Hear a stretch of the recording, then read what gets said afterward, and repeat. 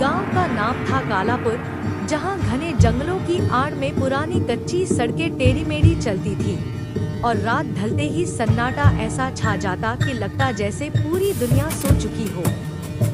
वहां रहने वाले लोग दिन भर खेतों में मेहनत करते, लेकिन सूरज डूबते ही घरों के द्वार बंद कर लेते और किसी की हिम्मत नहीं पड़ती कि बाहर निकले, क्योंकि कई सालों से गांव पर एक अंधेरी छाया मंडरा रही थी। कहते हैं कि 100 साल पहले यहाँ की जमींदारनी रानी सावित्री ने अपने ही बेटे को जादू टोने के लिए बलि चढ़ा दिया था, क्योंकि उसे अमर होने का लालच था। लेकिन टोना उल्टा पड़ गया और रानी खुद एक भयानक चुड़ैल बन गई, जो आज भी पूर्णिमा की रात को गांव की सीमा पर घूमती है। उसकी लंबी काली चोटी हवा में लहराती, आंखें लाल जैसे खून से भरी और मुंह से निकलती है वो सिसकियां जो सुनकर इंसान का खून जम जाता है। मैं रामू, गांव का नया स्कूल टीचर, शहर से आया था और इन कहानियों को सिर्फ अफवाह समझता था।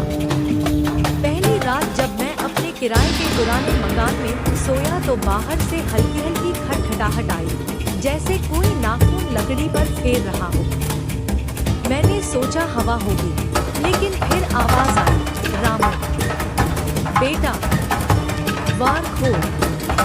आवाज मेरी माँ की थी जो 5 साल पहले गुजर चुकी थी। दिल धड़कते हुए मैं उठा और झरोखे से झांका तो देखा अंधेरे में एक सफेद साड़ी लहरा रही थी।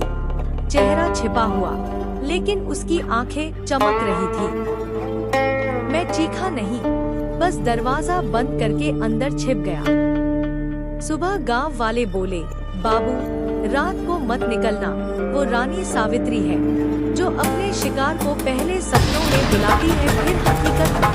मैं हंसा, लेकिन अगली पूर्णिमा की रात जब चांद लाल हो गया तो गांव के कुएं से अजीब सी बदबू आने लगी। कुएं के पास पुराना पीपल का पेड़ था, जिसकी जड़ों में रानी की बलि दी गई थी। उस रात मैंने सपना देखा कि रानी मुझे खींच रही है, उसके नाखून मेरी गर्दन में गड़े हुए हैं और वह कह रही है, तुम मेरे बेटे हो, लौट आओ। नींद टूटी तो मेरा गला असल में खरोंचों से भरा था। गांव के बुजुर्ग पंडित जी ने मुझे चेताया, बेटा इस गांव में हर नया आदमी उसकी भेंट चढ़ता है। सावित्री की आत्मा अमर हो गई है, वो हर पूर्णिमा को एक जवान मर्द को अपनी बलि बनाती है ताकि उसकी उम्र बढ़े। मैंने यकीन नहीं किया, लेकिन फिर गांव के लड़के राकेश गायब हो, गर्दन उल्टी, आंखें खुली हुई जैसे अभी भी चीख रहा हो। लोग कहते उसकी आत्मा अब रानी के साथ घूम रही है। रातें बीतती गई और मेरी नींद उड़ गई। हर रात खिड़की से वो सफेद साया दिखता, कभी हंसती कभी रोती। एक रात में हिम्मत करके बाहर निकला। चांदनी में पूरा गांव चांदी जैसा चमक रहा था, लेकिन हवा में सड़ांध थी। पीपल के पेड़ के पास पहुंचा तो देखा पेड़ की जड़ों से खून रिस रहा था। अचानक हवा तेज हुई और मेरे सामने रानी सावित्री प्रकट हुई। उसका चेहरा सड़ा हुआ, आधा खोपड़ी दिख रही थी, दांत बाहर निकले हुए। तुम आ गए बेटा, उसने कहा और उसकी आवाज मेरी माँ की थी। मैं भागा, लेकिन पैर जैसे जमीन से चिपक गए। उसने मुझे छुआ और मेरे शरीर में ठंडक फैल गई। मैंने देखा कि मेरे हाथों में पुरानी चोटियां आ गई हैं, जैसे मैं उसका बेटा बन रहा हूँ। गांव वाले सुबह मुझे पेड़ के नीचे बेहोश पड़े पाया। अस्पताल ले गए, लेकिन डॉक्टर बोले इसके शरीर में 2 आत्माएं हैं। मैं अब बोलता हूँ तो कभी अपनी आवाज, कभी रानी की। गांव वाले अब मुझे देखकर दूर भागते हैं। रात को जब पूर्णिमा आती है तो मैं खुद ही कुएं के पास चला जाता हूँ। रानी मुझे बुलाती है। मेरी आंखों में अब वो लालिमा है। लोग कहते हैं कि अब मैं ही नई रानी बन गया हूँ, जो अगले शिकार की तलाश में घूमता हूँ। कालापुर का अंधेरा अब मेरे खून में है।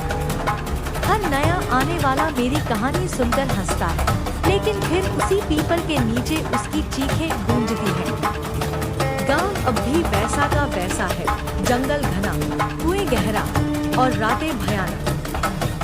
जो यहाँ आता है वो कभी वापस नहीं जाता। उसकी आत्मा रानी की सेवा में लग जाती है। मैं अब लिख रहा हूँ ये कहानी, लेकिन मेरे हाथ कांप रहे हैं क्योंकि मेरी छाया दीवार पर दो दिख रही है। एक मेरा, दूसरा रानी का। वो हंस रही है, हाँ हाँ, और अब वो मेरे कान में फुसफुसा रही है, बेटा कल पूर्णिमा है, नया शिकार लाना। मेरी आंखें लाल हो रही हैं, गला सूख रहा है। अगर तुम यह पढ़ रहे हो और कालापुर आना चाहते हो तो मत आना, क्योंकि रानी अब तुम्हें भी देख रही है। तुम्हारी खिड़की पर हल्की खटखटाहट होगी, तुम्हारी माँ की आवाज आएगी, द्वार मत खोलना, लेकिन तुम खोलोगे। सब खोलते हैं और फिर कभी बाहर नहीं निकल पाते। गांव की सड़कें अब भी टेढ़ी हैं, पेड़ अब भी खून रोता है और चांद लाल होने पर